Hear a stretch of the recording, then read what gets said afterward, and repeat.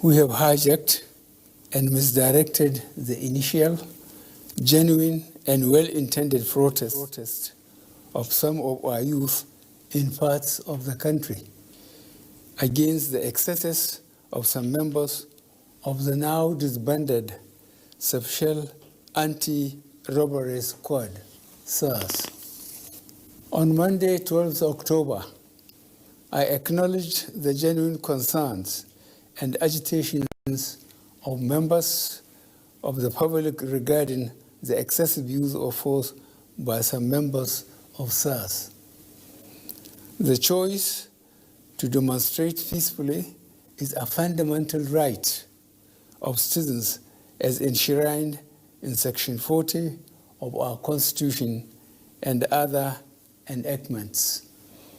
But this right to protest also imposes on the demonstrators the responsibility to respect the rights of other citizens and the necessity to operate within the law. As a democratic government, we listened to and carefully evaluated the 5-point demands of the protesters. And having accepted them, we immediately scrapped SARS and put measures in place to address the other demands of our youth. On approving the termination of SARS, I already made it clear that it was in line with our commitment to the implementation of extensive police reforms. Sadly, the promptness with which we have acted seemed to have been misconstrued as a sign of weakness and twisted by some for their selfish, unpatriotic interests. The result of this is clear to all observers. Human lives have been lost, acts of sexual violence have been reported, 2 major correctional facilities were attacked and convicts freed, public and private properties completely destroyed or vandalized, the sanctity of the palace of a peacemaker, the Oba of Lagos, has been violated. So-called protesters have invaded an international airport and in the process disrupted the travel plans of fellow Nigerians and our visitors.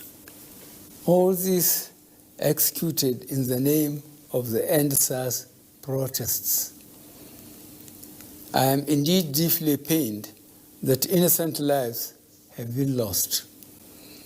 These tragedies are uncalled for and unnecessary. Certainly, there is no way whatsoever to connect these bad acts to legitimate expression of grievance of the youth of our country. The spreading of deliberate falsehood and misinformation through the social media in particular, that this government is oblivious to the pains and plight of the citizens is a ploy to mislead the unwary within and outside Nigeria into unfair judgment and disruptive behavior. On the contrary, both our deeds and words have shown how committed this administration has been to the well-being and welfare of citizens, even with the steadily dwindling revenues and the added responsibilities and restrictions due to the coronavirus pandemic. Government has put in place measures and initiatives principally targeted at youth, women, and the most vulnerable groups in our society. These included our broad plan to lift 100 million Nigerians out of poverty in the next 10 years.